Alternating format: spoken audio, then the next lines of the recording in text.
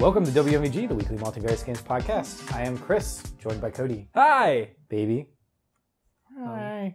And special guest, Marcus. Special guest, I suppose. I'm Marcus Cenci. I am a senior artist at Volition in Champaign, Illinois. Yay! You're also a Columbus native. I am. I'm born and raised in Columbus. Grew up in Clintonville and Grandview. Sweet, Clintonville. That's where I live now. Oh yeah. But I grew up in Arlington, actually. Cool. So, Cool. yeah. So you came in, kind of check out the place. Oh, there's Wes. Hey, Wes. And we started chatting about stuff, and then I kind of pulled you into a podcast. Surprise, surprise. So thank you for doing this. We usually just I don't know, just something we've been doing for a while. Kind of talk about the industry, give our take on things from both gamers and developers, but mostly just to kind of unwind on a Monday and chat about the world. So who knows what shenanigans we'll get into today. But we do have some housekeeping, I think. Do we? We do. So we have this thing called the Ohio Game Developer Expo. No, it's called OGDE. OGDE, whatever. But we talked about that for a long time. And we've encouraged all of our listeners to come to it and to check things out. You went to the one not this year, but 2014. year before. I can't dates, man. I don't know. I don't know where we are. When we are. When we are. When will then be now? But we have rebranded it. We've said we were going to do something, and we've changed OGDE into GDEX as an effort to sort of have a more national presence as we've been growing. Not to mention people have a hard time saying OGDE. OGDE? The OGDE. OEDG, ODGE. Yeah. Yeah. So anyway, we revealed that on Saturday at COG. So that was pretty exciting. And we have a new logo and everything. Yeah.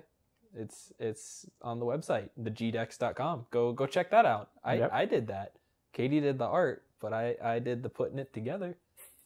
Cody did Look at it.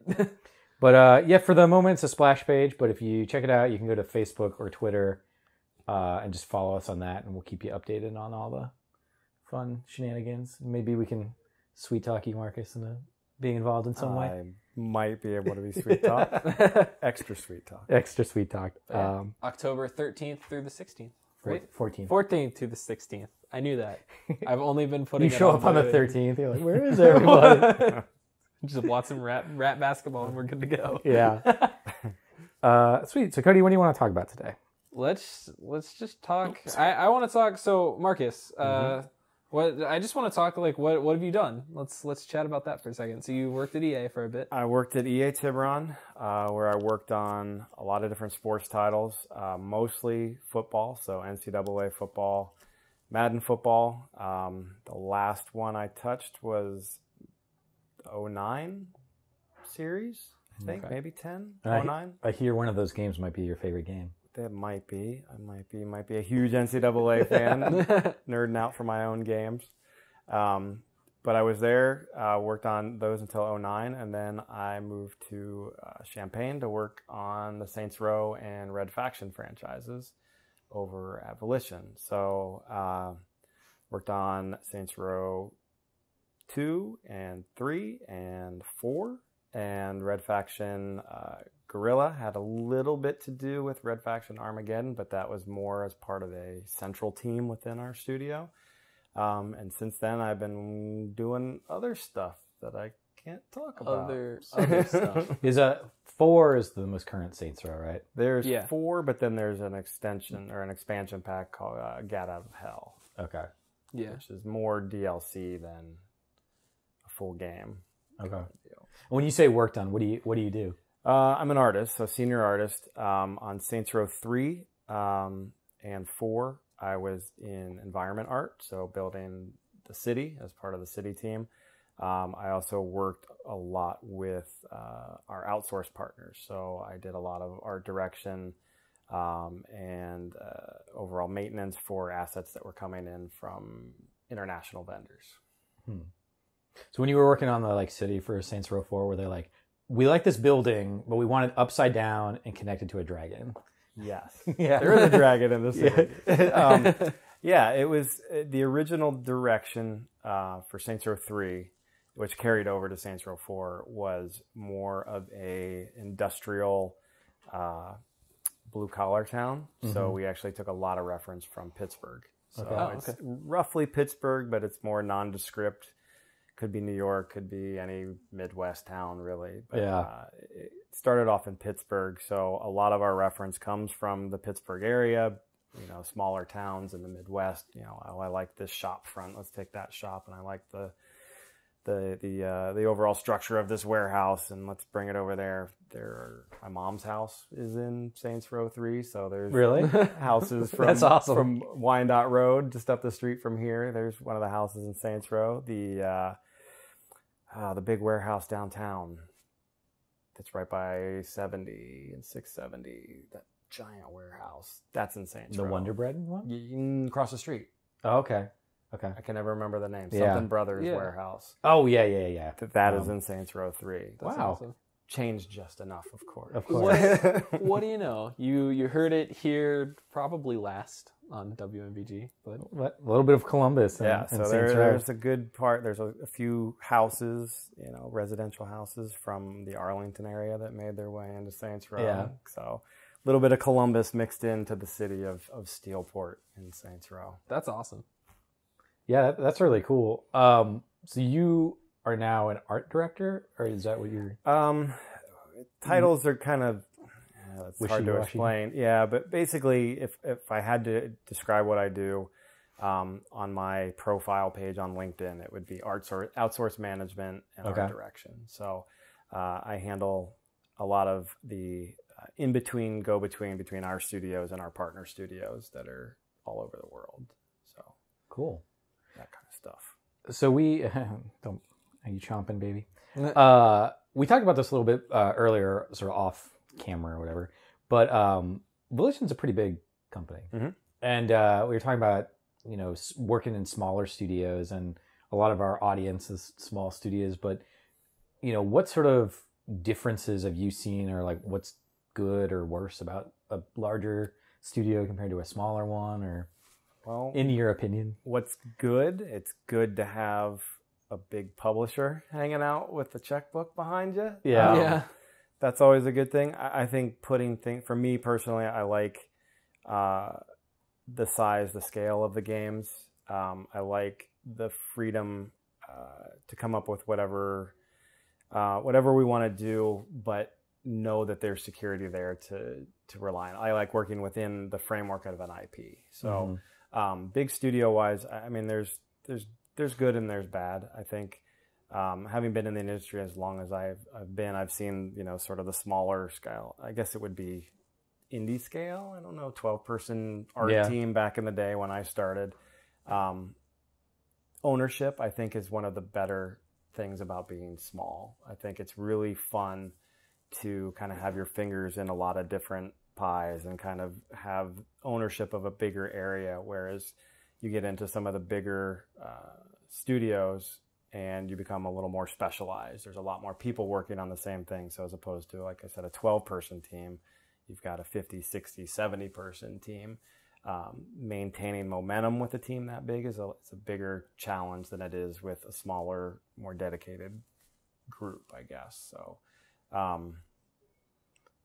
we get a lot of questions. So I'm an adjunct professor, and I get asked this a lot, but it's like, you know, what should I learn, or what should I specialize in, or whatever? And one of the things I tell them, and correct me if I'm wrong on this, is, but like a studio our size, like we have to wear a lot of different hats. So, you know, Katie might be the artist, but she's also helping with story and gameplay mechanics and just helping to craft the theme and aesthetic. Whereas you were mentioning it, in a larger situation, the need to be like real, I guess, proficient in one particular thing.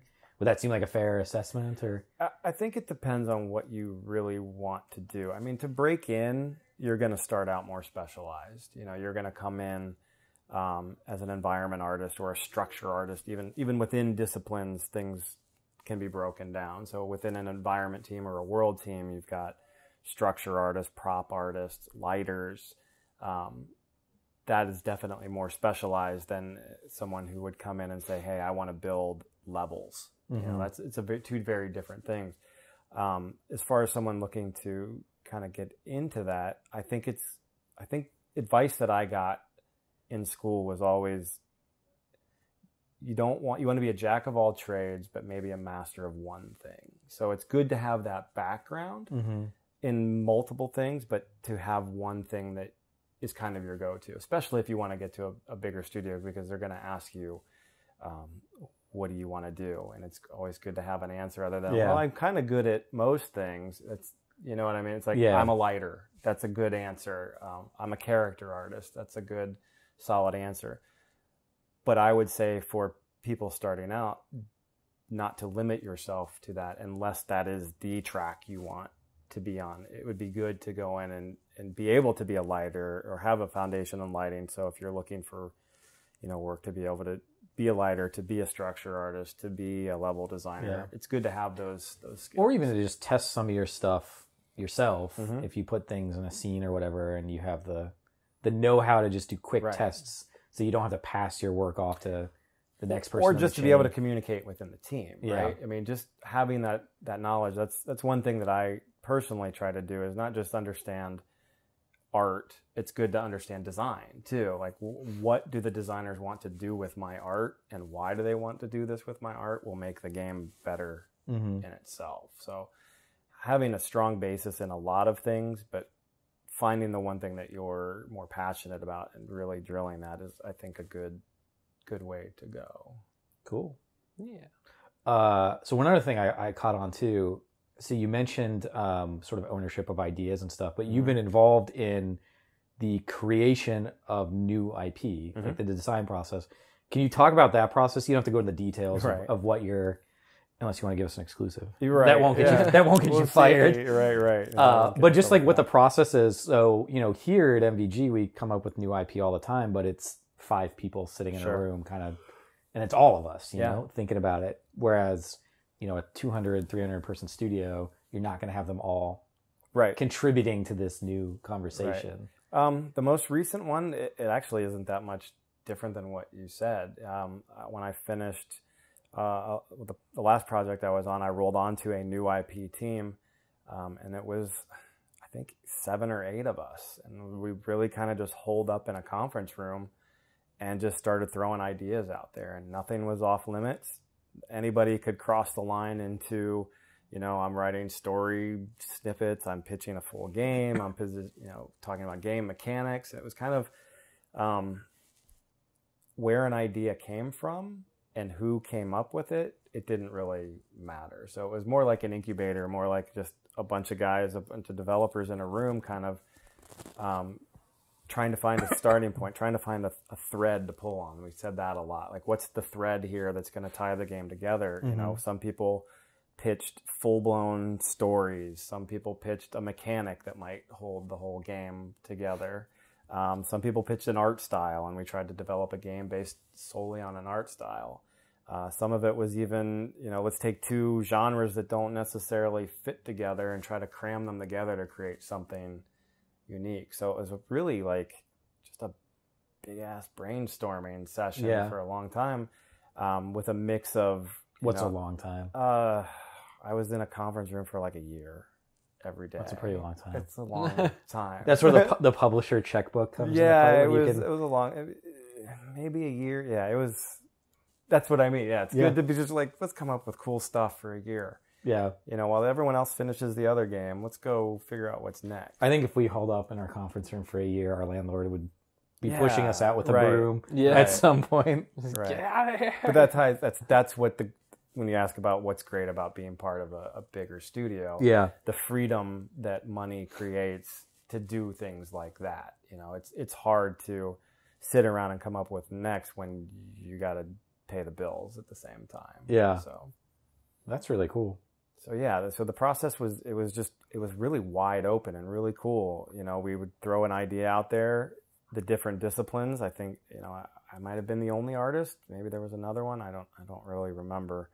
But were you doing like a lot of rapid drawing iteration, or mostly from existing work? So like just Googling we need a game that is going to be totally made up. Space pirates. What are the worlds the space pirates are going to go visit? And so you would kind of just go do some research and pull concept art from other games, from movies, from other inspirations, and create a race of people out of this found art is what we usually called it, and kind of do the same thing. So some of it was, in the very early stage, it was usually existing work, maybe some editing of video. I did some video concepting, which would be like taking a bunch of different movies in the same genre and editing them together to create our own thing mixed with, our own titles and our own music and that kind of thing. So a sizzle video is usually what that's kind of called. Yeah, that's pretty interesting. We did something similar for our new game where, so I have this folder on our shared drive where I just, every time I see like a cool image, I kind of throw it in there.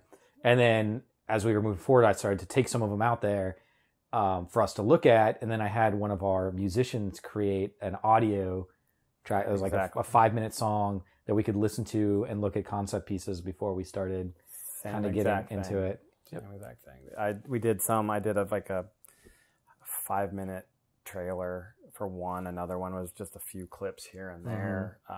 Some of the things we did, we would pull up concept art and somebody pull a piece of music and just like, do these things work together kind of thing, to just try to evoke something to try to grab onto, whether, like I said, it's a mechanic or just a vibe. It was a really interesting process to go through. And was that the first time you'd ever done some, like a design session on that kind of scale, or what potentially? Scale, yeah. I've been involved in feature-based stuff for a long time. Pretty much every pre-production for every game I've worked on, we've had some sort of like, even, some of the sports gaming stuff that I've worked on. It's like, okay, what's going to make this year's NCAA, what's going to make this year's Madden different than last year? Because, the criticism of it's just a roster update, trying to avoid that, like adding, I was heavily involved in the first Madden Create a Stadium, and that was kind of a pitch process that I went through and did a bunch of images and kind of this Lego set of how to build a stadium out of parts that can swap, like kind of Tony Hawk style. That's awesome. How do you apply those? How do you take Tony Hawk, the editor from Tony Hawk, and apply that to a football stadium? Yeah. So I've been involved in a lot of like feature level, but this was certainly the biggest new IP session that I've ever been a part of. That's awesome. Yeah, it was cool. It was really cool. Yeah. No, it's really cool to hear from the other perspective. All we know is kind of what we do here, and I mean, I guess we are professionals, but we're new to the game, Right. So it's always interesting to hear about how other parts of the industry do it. Right. Like, I mean, we had a design session last week where one of our programmers, Katie, our artist, and we sat down in a room. She came up with a whole bunch of like good ideas, and then I pretty much just ripped them apart. Yeah. Until everybody got frustrated. Then we stopped, we took a breath, and then we kind of pushed through to the other side to where we got to somewhere that I think in the end was, 5 times better than what we had started with. But I get the feeling that's something you can only really do with a small team. We did something very similar. I mean, we came up when we finally cut down to like, okay, these are the games that we're happy with. It was a dozen or 15 different games. We put them on the wall in the hallway of the studio and let the whole studio basically attack. Oh, really? Yeah. So it's kind of the exact same thing. That's awesome. It was fun, and it was brutal, and it was eye-opening, and it was really a good process, because it's exactly what you're saying. She had her ideas, and you kind of came and picked them apart. The only thing different than what we did is 200 people attacked us and picked us apart. So it's really just the scale. I mean, the creative process is usually very similar across most things. I mean, even look at the creative process and graphic design and other things. They're all very linked together. Critique is critique. It's just we're on a different scale. Yeah. That's all really it is. I like that idea. I mean, I guess we kind of do similar stuff where we'll have a few of us create, the threads of something, then present it to the group for feedback and critique, and then we'll come back, rework it, put it back out there again. But yeah, I like that. Maybe we should throw some ideas up on our Facebook page and just have people Just have our people community rip just them apart. rip It's them to interesting. shreds. You never know. I mean, some of the best stuff I think we got were for people that weren't a part of the intimate part of the process. You know, you unleash 200 people, hopefully some good ideas come out of that. Yeah. People have like great ideas. I remember there's a documentary. We talked about Naughty Dog earlier, and Neil Druckmann was doing a talk about the initial stages of The Last of Us and the virus, or not, whatever it is. That thing. Right, yeah. It was only supposed to infect women when they originally designed it. And he said that he'd worked out the story and he was like super proud of it and he really liked it. And he said this, one of his, I can't remember if it was an animator or an artist, whoever it was, one of the people that worked at Naughty Dog came into his office and she was a woman. She's like, I see what you're going for and I think it's an interesting idea, but what you've really created is a game where you shoot disfigured women in the face with shotguns. And he was like he never even thought of that, like, because that wasn't really what he was going for. Right. But she brought that up to him, and at first he was like a little defensive, you know, because he liked his idea. But then he's like, you know what, she's right. Right. Like that was not at all my intention. Sure. But that's how it was, and you just never know until you kind of throw that stuff out there. Yeah. The and more see what feedback people you say. can get in the early stages, the better. You know, there's nothing worse than trying to hoard it and perfect it and then present it when you're further down the line, when it is harder to make changes, or you're more married to the idea, or you've spent time and money and effort into this thing to make it this perfect thing to show people. I think the earlier and the more wide you can get feedback wise, the better. Yeah. I think that's been one of my sort of my personal problems, if you want to call it. So like I'm the boss man, right? So my job's to kind of steer the ship. And at the same time, like I want there to be all these like creative and iterative processes, but sometimes I'm just like, fuck, we need to get shit done. Yeah. Like let's get on this. And sometimes I feel like maybe I jumped the gun like a step or two, where it's just like, let's just get something done. Whereas it probably would have benefited from maybe poking at it a little bit more. Sure. I mean, slowing down is a hard thing in this industry. Because you want to get your stuff out there and you want to get ideas going. It is really hard to stop sometimes and say, are we doing this the right way? Yeah. And there's always those like, wouldn't it be cool if? Oh yeah, the what ifs. Yeah, you're just like, stop it, quite. Feature creep is the killer. I mean, that's a skill set in itself, to know when to say when, or when to make that the sequel. Yeah. You know? With games, like you're literally capable of doing anything in games, like visually, narratively, like just gameplay, and then of course, you know, this is the year of virtual reality, right? So now it's just like, wow, shit, what do we do with that? Like, should we start fooling around with VR headsets? And and if so, are we using, you know, which of the 4 ones that are coming out should we be using? Google Cardboard. Google Cardboard. Yep. Yeah. Happy Meal Cardboard. Have you done anything with VR yet? I have not. You have any interest in it? Have you used like the Rift or anything? I haven't. I've used the Rift just a little bit. It was more somebody at the office brought one in, and I played around on it for however long. I don't know. I'm waiting to see what happens. You know, professionally, I don't have any reason to mess with it yet. Personally, I'm waiting to see if it's just the Kinect all over again. You know, like another gimmick. You know, the Wii kind of thing. Like those are really cool until 10 minutes later you realize there's no content. You know, if it's just another gimmick or ancillary product to add on and it doesn't really have enough to pull you in, it's going to fail. But if there is, you know, if there's content and if it's engrossing and sort of pulls you into the world, then it's got a ton of potential. But I don't know yet. I don't know if it's just going to if I buy one, if it's just going to collect dust next to my Wii and my Kinect and whatever. And they're pretty pricey, so it's I mean, it's a sizable the entry level is not there for the average person. So we'll see. You know, I think there's some people doing some interesting stuff. I'm curious to see what comes out of Microsoft. Epic is doing. It seems like they've got the first real game for VR from a bigger developer. Bullet Train, does that sound right? I don't know. Not 100% Look sure. it up. I've got a friend at Epic that posts on Facebook all the time. Okay. I'm pretty sure it's Bullet Train. I could be totally wrong about that, but that's the first one I've looked at and gone, oh really? Yeah, it could be something here sooner than I expect. Oh yeah, a new VR experience. Oh man. You want to pull it up? Hold on, yeah, let me pull it up on the screen. Yeah, that's. I mean, we're obviously like way too. So we talked to Sony because of our game. We wanted to fool around with the Sony VR system, and they're like, right now they don't have enough produced to give out to everybody. Right. So they sent us our dev kit, but they said we have to wait on the.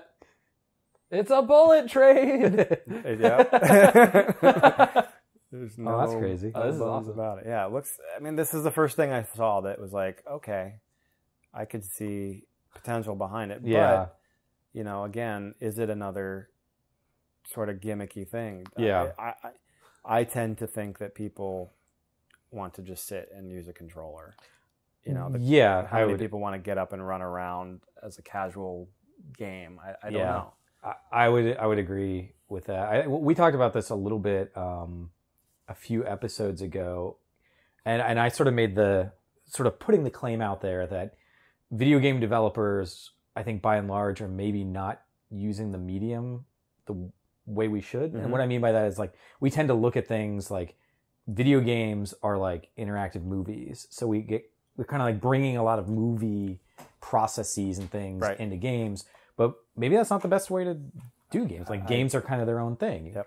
And I have a feeling that for a while VR will probably be very similar. It's like, hey, let's take a game and use a VR helmet on it. Right. And it's going to take us a while to realize like, oh, we can actually do really neat stuff. Yeah, instead of treating it like a controller, yeah, treating it like an experience. Like you need to cater the experience towards it as opposed to the other way around where you're just trying to add it on. Yeah. If VR is just an add-on, I don't think it'll be as mass market as we want it to be, or they want it to be, whoever. And I don't know what the answer to that is, but I think it's going to be. I have a few friends in the industry that are 1,000% convinced that VR is going to change everything. I am on the skeptical side of all of that. So we'll see. If all else fails, I'm going to run the simulator where I'm like, they make that movie theater simulator where you're just kind of like sitting in the movie theater watching your TV shows or whatever. Yeah. I'll just play games on that and be like, hey, what TV do you play your games on? Be like, I play mine on a movie theater. Get out. Yeah. Like a movie theater inside of a headset. Right. In my living room. I'll just go, or actually I'll just create the inception of VR where I'm playing VR within a VR within a VR. That's like. See, I think you could do something cool where you're like constantly morphing into different realities or something. I don't know. That could be neat or nauseating. I actually think augmented has more potential. Yeah, probably. I think it has a potentially a bigger impact on gaming because it gets you. If I'm going to move, I really want to move a lot. I don't want to run around and knock shit over in my living room or get on one of those little treadmill-y things that holds you in place like that. If I'm going to run around and play a game, augmented to me seems like a better fit. Yeah. No, I agree. I've been trying to. We tried to last year get Microsoft to bring one of their traveling HoloLens exhibits to the expo, but I guess there's only like 2 or 3 of them that just kind of rotate around. I'm gonna try again this year because I think that Microsoft. I think they learned a lesson from Kinect 2.0, and that they're like, we're gonna have this new technology. We think it's gonna be really cool. We're gonna start as an enterprise solution, and it's gonna be priced as an enterprise solution at $3,000. Whereas the Kinect started as a gaming solution that could go to enterprise theoretically. Right. So I have a little more confidence that HoloLens we'll probably see some really cool results from it, just because the people going to be involved initially are going to have quite a lot of money and time to fool around with. They've this been stuff. messing with it for a long time too. Yeah, they've been working on those projects for a long time. So, of course, I say that, but one of the things they showcased was Minecraft. Was it last year's E3 or whatever? I think it was at E3. So what do I know? Yeah. I mean, some of the additional content for television and sporting events, I thought that stuff looked super cool. Yeah, that stuff to me is exciting, but that's kind of outside of the gaming side of VR. Like where they're showing the statistics and stuff on the floor. I don't know if you've seen any of those. Like that stuff to me as a sports fan and kind of a techie geek, like that's awesome. Yeah. But that is not a video game. Yeah. So we'll see. I definitely love like the nerdy tech aspects of that stuff. I'm not quite sure like if we really need yet another thing for us to be in a room together and not talking. Right. Or not in a room together, but experiencing like the whole like watching Netflix on Skype together. Like that's like there was this so weird to me. There was this it was like art concept video. I think it was made last year, but it was this guy who's going on a date with this girl, and as they're having a date, he's like using his eyepiece to like search for information on her and stuff, so that he can give her like the right answers while they're on a date and things like that. Yeah, and it was. I mean, it was cool, but it's also like pretty creepy. Yeah, it's like to be able to do that. Real time stalking. Yeah, but I say that now, and my girlfriend and I will be like at home sitting on the couch watching TV, and she's like scanning through like, you know, Facebook stalking and cross-referencing against like, you know, the Secretary of State and their business, and then their legal background, and then she's got this like dossier on people she's made of like everything they've ever done. I'm like, okay, that's awesome. Yeah. I didn't know that Tina was a spy. She will find stuff. I don't know how she does it, but like she will literally, if there's any dirt on you, she'll dig it up. Like she looked up me before we started dating. And at one point, this was like 2.5 years after we were dating, she's like, well, you got arrested for that one thing. I was like, what one thing? I was like, I didn't get arrested for anything. And she's like, you didn't? And we looked it back up, and there was a guy who matched my name, but he was like, I don't know, 6 or 7 years older than me. Yeah. They got arrested for something. Nice. You're just like, wait a minute, what? Yeah. I was like, did I? I don't remember that. But that's awesome. Anyway, I think, I agree. I think augmented reality is going to be pretty cool. And I think, I don't know, virtual reality. We'll see. If somebody gives us a VR headset, I'll fool around with it. But Pokemon Go. That's all I care about. Yeah, I mean, I'm down to sit on the couch and have a thing on my head if I can just kind of like look around. But I'm not going to be running around my living room. Yeah. I mean, I don't know. I don't know what to. I mean, I've got a big, 100-inch TV with 3D, and I'm too lazy to even watch the movie in 3D. Yeah. Let alone it being virtual reality. So I just don't. I don't know. I don't know if it's too radical for maybe our generation. Maybe younger kids grow up on it and understand it more, or more used to it. I don't know. Maybe I'm just I'm just an old man who wants to lay around with a controller. No, I mean, there's definitely certain things. We talked about this last week, but even stuff like 3D movies, I generally, by and large, I don't care if they're in 3D. Yeah. Like I just, and even I'll be watching them, and a lot of times I'm thinking about like how much more vivid this would be, because when you put those polarized lenses on, everything, the contrast profile changes. It's like watching a movie through a fan. Yeah. Off on, off on. And then you're just looking at it like, oh man, I bet this would be so much. If I went and just saw it in flat IMAX, the colors would probably be like just blasting me. Yeah, I agree. And especially with like 3D IMAX, I remember seeing the Avengers in 3D IMAX the night it came out or whatever. Yeah. And like the screen was too big for 3D, so there's like tearing on the edges. Oh really? Oh yeah. Yeah. Like I remember they were on like the helicarrier or something. So it's this really cool shot of this helicarrier like coming in from like screen right or whatever. And then it's just like tearing because the 3D doesn't work up there. Yeah. I'm like, well then. Was Deadpool in 3D? Was it? I saw it in 2D. I saw it in 2D. No, I saw it IMAX, but it was 2D. Okay. Because I definitely, I remember watching it being like it had a great use of color and everything. But I mean, that's stuff, the screen door effect on the Oculus Rift, when you look at it and it looks like you're literally looking through the world with a screen door. Like that's something that they're going to have to get rid of.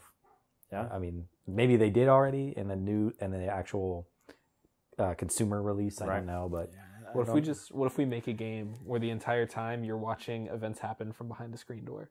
Yeah, there you go. And then it makes sense. Behind the screen door. And once you beat the game, you just open the door and you walk open outside. the door and you walk out. I was thinking it'd be cool to have a game where it's like, it's this really vivid like walking simulator or something, right?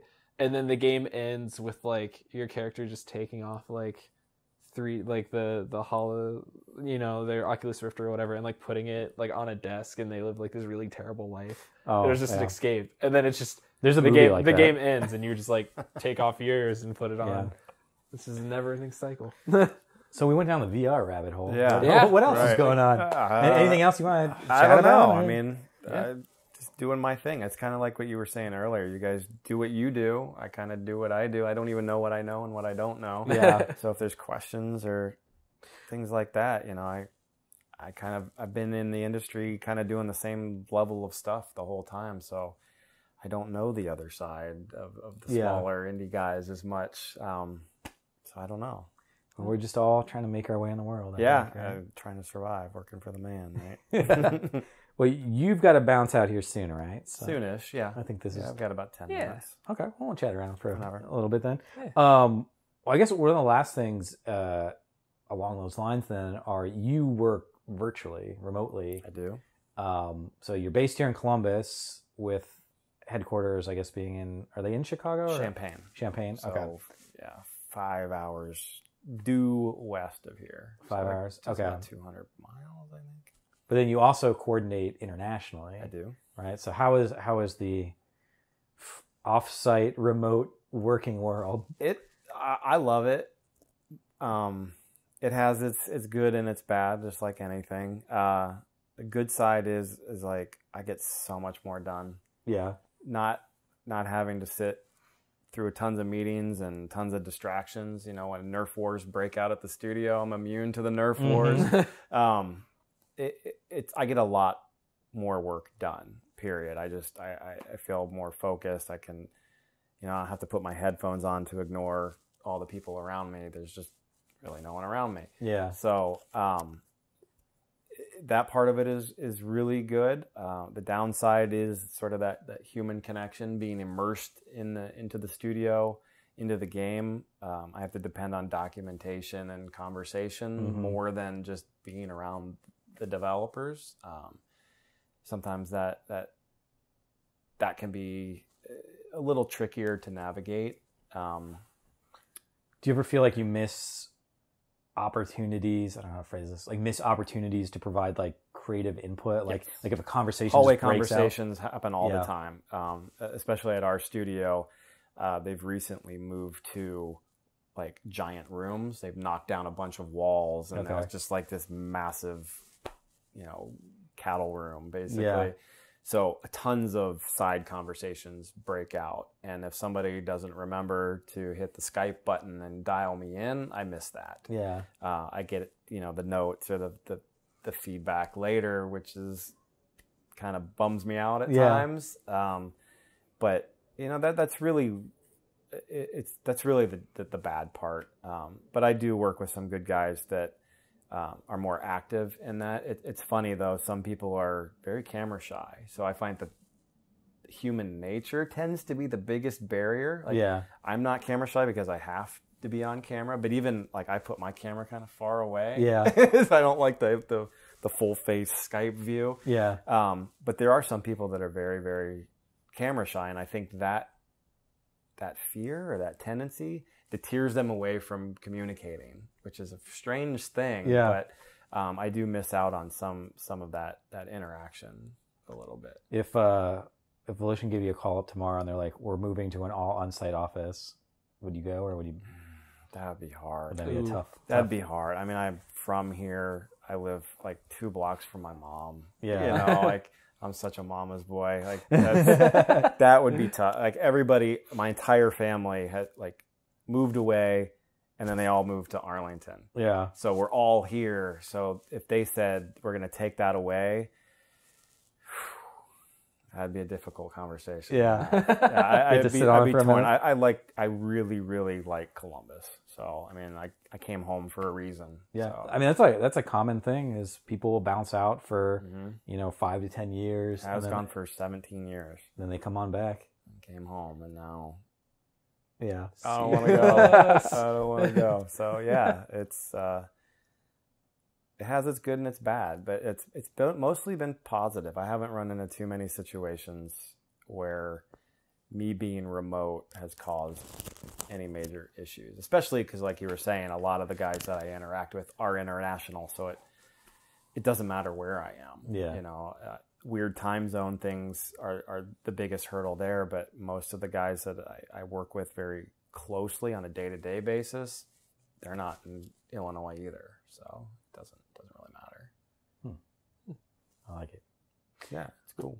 Well, in our remaining minutes here, if you as an industry professional, it's been around for a long time, had something to say for new up-and-comers, what would like your quick piece of advice be? Wow. someone trying to get into the industry. Somebody trying to break in, like still in school breaking in? Well, let's just say like, they're right on the verge of graduating and, they might have a little experience here and there, but really no. I would really advise people to find what you love to do and really push for that. But at the same time, be open to how that can spiral and spin into other opportunities. Don't be too set in the ways that you're trying to hit, or don't have any preconceived notions what the industries are, especially if you're going from school or small developer and looking to bigger developers. There's always some negative connotations with bigger studios, but bigger studios have a lot of opportunity at the same time. So looking to break in, I would say, definitely have your things that you're passionate about, but be open to how those passions can splinter and spiral into different directions that you may not have thought about before. Sweet. Yeah. Wow. Yeah. I think that's been pep talk there. Yeah. Yeah, look at that. I think that's been episode 76 of WMVG, the weekly Multivarious Games podcast. As always, you can find us on the iTunes, WMVG. You can find us on the web at Multivarious Games. You can find us on Twitter at Multivarious. You can find me personally on Twitter at C_Volpe. You can find Cody at Cody was here, was being WZ. Do you Twitters? I don't Twitter. I got at the last COG meeting kind of, hey, you're an old man look when I said I don't use Twitter. I just don't do it. Is there any social media or portfolio or any kind of site you'd like? Cenci.com is up and running. It's got samples of my work. It's got contact information if anybody ever wants to reach out to me. Other typical things like Facebook and LinkedIn, I'm always around there too. Yeah. So I'm easy to get a hold of. There's me. There's my face. You? Look at that. Yeah, there's me. That's awesome. Yeah. You want to know about? Yeah, so if you're curious about me, that's where you go. Sweet. Yeah. Look at that. Well, sweet. Marcus, it's been awesome having you around. Thanks for absolutely doing this with us. And but Chris, yes, what you playing? Oh yeah, we gotta do that. I just beat The Witness. Yeah, so. Marcus, what you playing? I am playing Destiny right now. Yeah. Yep. Yeah. And cool. Walking Dead. The full compilation. Oh, okay. Where are you at right now? I am trapped in a convenience store. I'm not very far in. Okay, so you're on episode 1. Yeah, episode season 1. Yeah, okay. Yeah. Okay. So I'm not far in at all. The game's good. Yeah, the end of that game is. I've been warned. Yeah, it's good stuff. Keep that hair short. Keep that hair short. Cody, what are you playing? I'm playing Pokemon Yellow. Oh. I'm in hardcore nostalgia mode right now. It's awesome. Nice. That has been WMVG. Yeah, and that has been WMVG. 76. So as always, feel free to email us at WMVG@multivariousgames.com if you have any questions, comments, you want to hear more about the industry, or if you want Marcus back, I guess let us know. Yeah. Thanks again, Marcus. It's been awesome. It's been cool. We will see you all next week. Bye.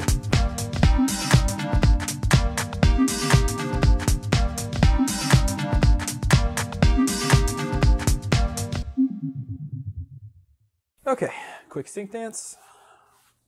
1, 2, 1, 2, 3, 1, 2, 3, 4. Sync dance. It never gets old.